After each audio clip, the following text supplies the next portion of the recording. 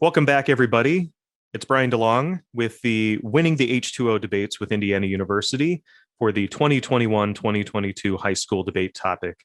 Now, as you research this topic, you're going to gain an immense amount of knowledge and information that we don't want you to just bank and win a few debate rounds here or there. But you may have in the back of your mind, well, how do I activate this knowledge and do something with it? If I want to get a degree at a university, how can I apply my passion about the environment, especially water issues or anything related to the topic? How can I apply that passion to degree programs across the university? Now, so far, we've interviewed people that have expertise in hydrology and flows of water and things like that. And so I think it's relatively clear that if you go down a science path, that is one possible route of being involved in environmental issues. But I have a special guest here today, Theresa Dunn, who is the Assistant Director of the Integrated Program in the Environment at Indiana University. First, I just want to welcome you, Theresa, for being here. Thank you so much. Yeah, thank you. Happy to be here. So can you provide us with a little bit of background information about the integrated program in the environment and why this would be relevant to high school students that are currently researching environmental issues? Yeah, of course. So my office, the Integrated Program, the Environment, is an office that is unique to the Bloomington campus here at IU.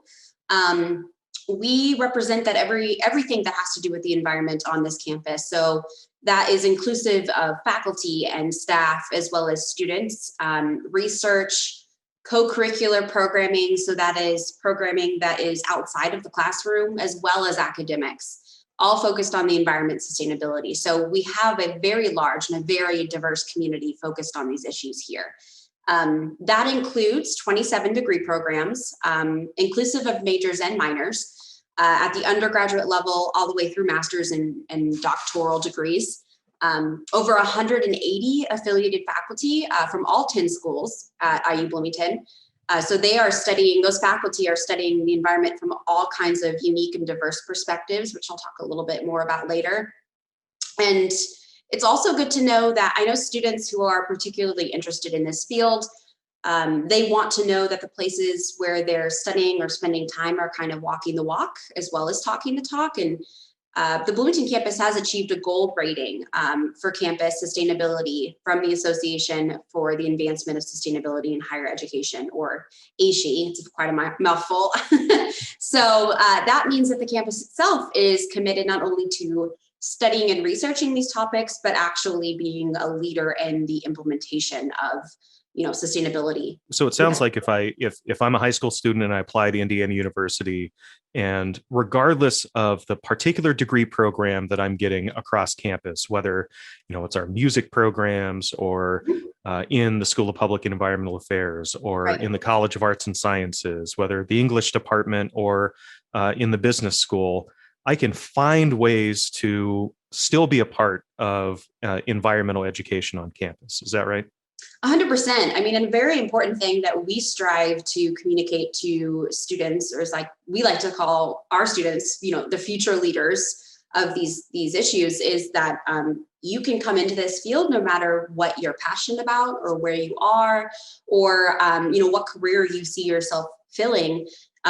Because we do need everybody from all walks of life in order to solve these issues. So can you give me some examples of types of programs that IPE tries to put on campus that would be of interest to these high school debaters? Yeah, of course. So everything we do is interdisciplinary. So everything that we do is focused on those multiple perspectives related to the environment. We put on speaker series and events and workshops focused on different perspectives in the environment. Just before the pandemic hit, we were putting on an environmental justice speaker series focused on, of course, the topic of justice in the environmental space, very topical and very important. And we were featuring speakers from all different perspectives, not only academics, professors studying this area, but also people who are working on that advocacy on the ground from not only Indiana, the Midwest, the nation, the world. bringing those people to campus to talk about their work. We also put on a number of co-curricular programming that outside of the classroom programs, like we have a living learning program housed at Collins Living Learning Center, which is a dorm and program on campus focused on self-governance and leadership. And the floor itself is called Sustain Collins. So of course, it's for people who are looking to not only study the environment, but live sustainably on campus. So that's just an example of a couple of the programs that we provide on campus. So it sounds like if you're a part of the IPE program and you're involved with this, you'll have an opportunity to interact with some of the major power players around the world and within the United States around significant environment issues. Is that the case? 100%, totally. IU is really unique in that we have some real powerhouse people here on campus and also as alumni that are focused on the environment. We have faculty who are affiliated with the law school as well as O'Neill School who have written very important federal policies related to the environment. We have alumni who are working in Washington, D.C., in the EPA, in other government agencies, facing that those solutions head on and forming those policies. But then we have people who are working in the actual communities, like IU Bloomington, like the campus, who are making it better. And by this point, with IU Debate now having 10 years under its wing, we actually have some graduate students that have received both an MPA and an MSES that have navigated to Washington, D.C. and are a part of various institutions following their dreams of advocacy, whether it's energy policy or climate change. Mm-hmm. So by this point, we've had the opportunity to interview several faculty members at IU that have great experience, especially in the context of environment and water, such as Dr. Todd Royer and Nikos in the School of Public and Environmental Affairs. Who else is involved in IPE? Can you give us some examples of interesting faculty members that these students would be able to interact with? Yeah, so as I mentioned before, the selection of faculty and research and even academics and classes on campus is really diverse. We have here faculty who are studying every different perspective of the environment. And I think it relates really well too to the diversity of careers that you can get in the environment. So using this topic of water quality as an example, water and water quality, I can give you kind of a selection of faculty to demonstrate the diversity, right? So you mentioned Dr. Todd Royer. His work mainly focuses on water quality and the health of larger aquatic ecosystems, so ecology. But you can also think about, when you're thinking about water issues, the chemistry of water and its reactions with minerals and rocks. We have faculty such as Professor Chen Zhu in the Department of Earth and Atmospheric Sciences, who's looking at that.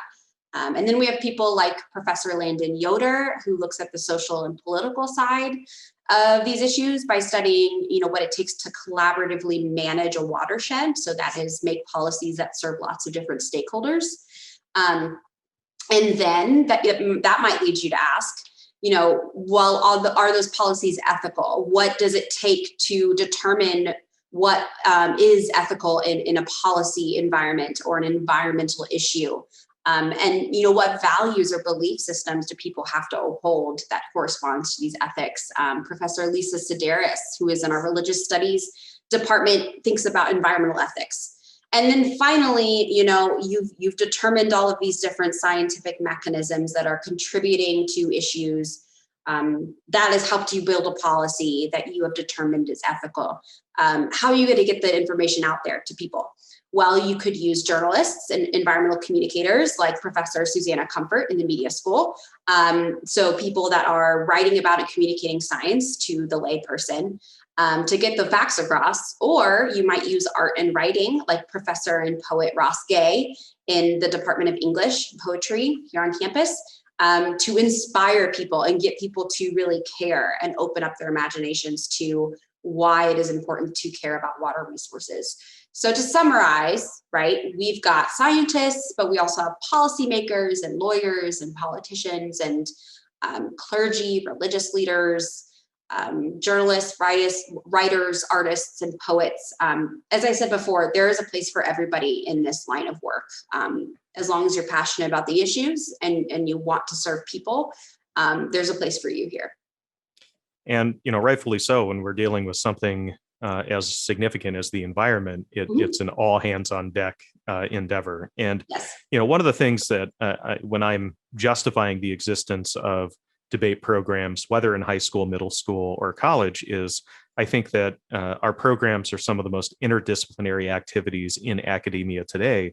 And quite honestly, it sounds like the IPE program follows in lockstep with that mission, preventing the siloing and pure expertise within one area, and making sure that we build in communities of multi-interdisciplinary advocates for certain issues. So yes. that does, beg the question, how do they get from where they're at now in high school to, being a part of Indiana University and this incredible IPE program? Yeah, so a couple tips for success. First of all is you have to apply. So the application is typically released in August, and the priority deadline that I encourage everybody to apply for by is November 1st, and that gives you kind of first choice of scholarships and financial aid, which of course is very important. It's super easy. You just go to apply.iu.edu. They've made it very simple. I'll remind everybody listening too that admission to IU is now test optional. That was done because we understand that test scores are not always the best way to determine your strengths and to indicate your overall academic ability. So we really want to look at you as a full person, a full candidate, not only just, a number on a page. So that's important to remember too. And if you're thinking about, well, I want to apply, I'm nervous about getting in, I'd encourage you to continue the good work you're doing now. You're involved on this national level, debate program. That means that you are a go-getter, right? You're someone that goes for what they're passionate for and you're willing to put in the work. So I think anybody who's listening now is going to have a great chance of getting into IU and getting into some really great programs. Once you're here though, a lot of people think, okay, you've gotten over this huge hump of applying and getting in, and okay, you're happy, you're excited, but then you're like, how do I make a name for myself on a big campus? We have 40,000 people on the campus. How do you build relationships? Well, I would encourage people to ask questions. Faculty are, at the end of the day, here for you. If there is something you're interested in, I would recommend that students don't wait for the opportunity to kind of fall into your lap. Right? Starting now, when you get to college, you are in charge of your time. So you don't want to waste it. You want to develop a relationship with the faculty or even the teaching assistants, like the graduate students, the undergraduate students who are leaders that are doing something that you're excited about, and be willing to put in the work.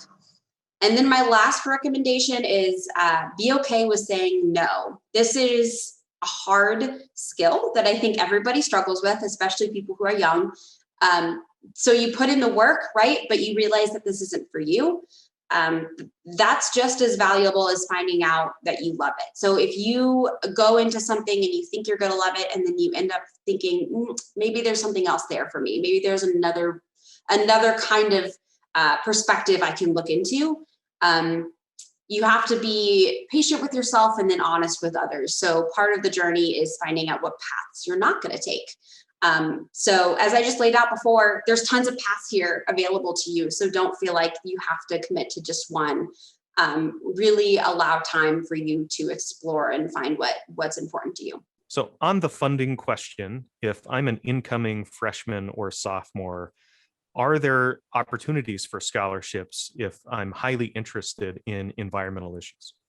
Yes, there is. So we actually co-run a really unique program. It's called Sustainability Scholars, and it's run by our office as well as Sustain IU, which is the university's Office of Sustainability.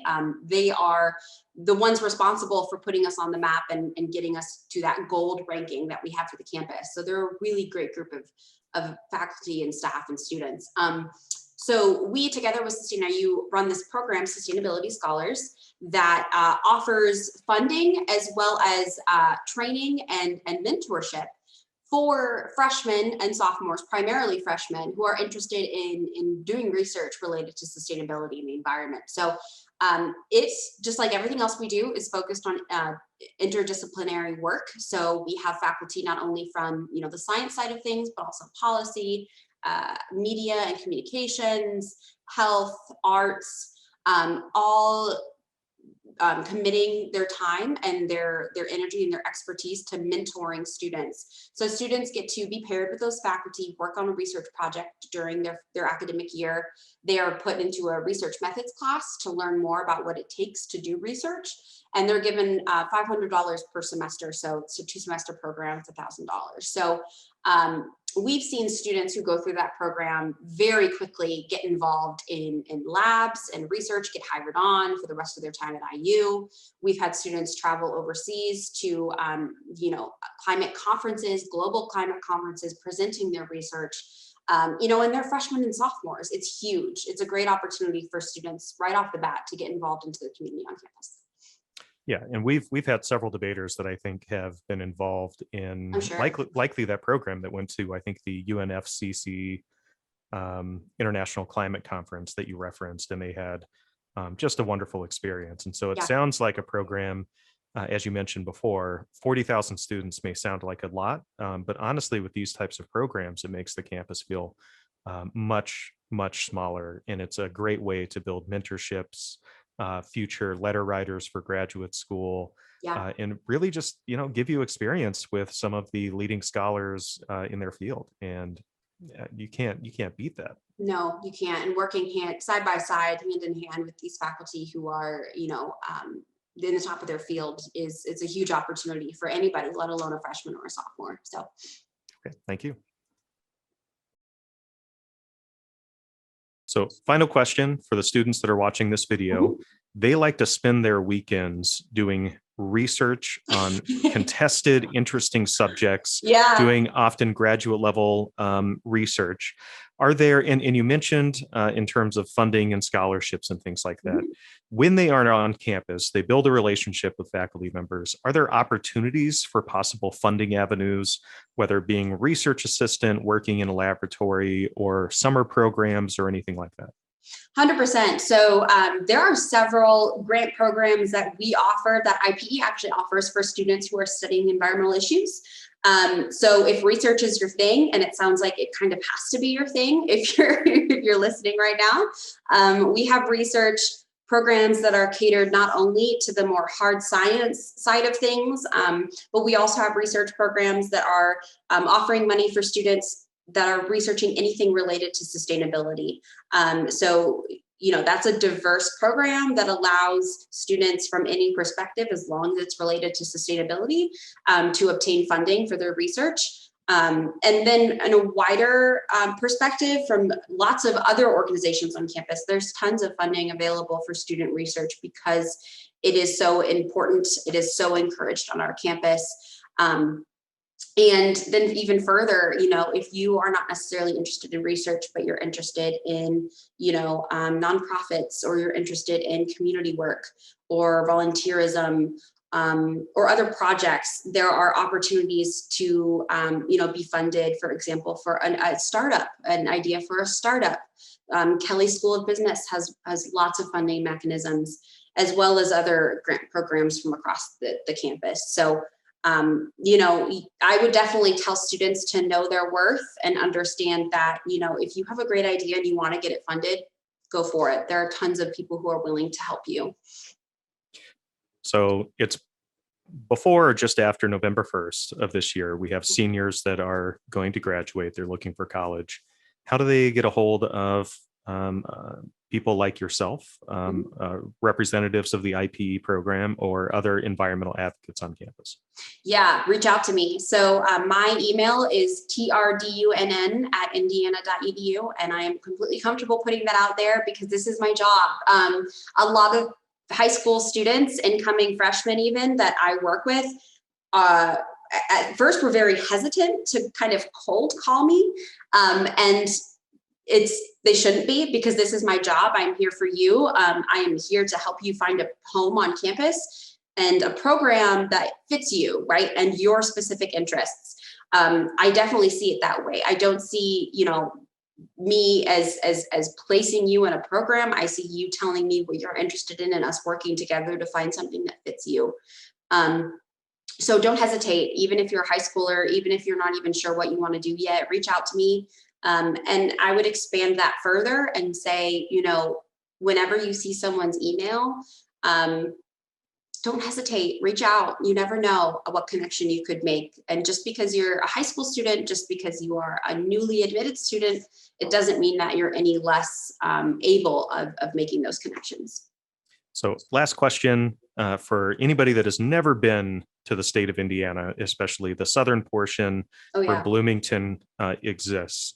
What about Bloomington's just location makes it primed for being a campus that leads on environmental issues? Oh my God. Well, first of all, it's a gorgeous campus. I know that is not necessarily first and foremost. Aesthetics aren't always the end all be all of environmental sustainability, but it truly is gorgeous. It's known as a tree campus. We have a long, long history of prioritizing the urban forest of the campus.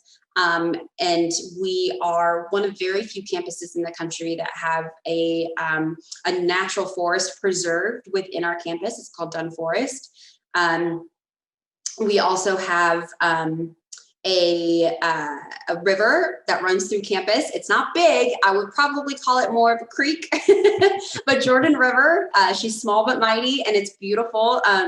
It's great to see students who are working in classes, environmental classes. If you walk through campus any given day, you're going to see people studying, aquatic ecology or forest science or invasive species across campus because the resources are there. My office also runs the Research and Teaching Preserve. It's 8 properties, not only around campus, but also around the county and the city, all preserved for research and teaching. So not only do you have a beautiful campus that's just rife with opportunity around you every day, you also have properties very nearby, just a bike ride away, where you can do some really intensive research in the natural world. And then even further out, we have Lake Monroe, we have, the Hoosier National Forest, we have beautiful natural spaces very close by that allow you to get those benefits, not only academically, professionally, but also, emotionally and personally. I know that there was many a time, over the past couple of years of my professional life in Bloomington, where I took some camping trips or took some hikes that really, helped me in my own mental health and my own emotional well-being. And that's just so important when you go to college and you go to a campus, that you're able to take care of yourself in all those ways. And I think the natural setting of Bloomington is just so helpful in that way. And I can't echo that in anymore.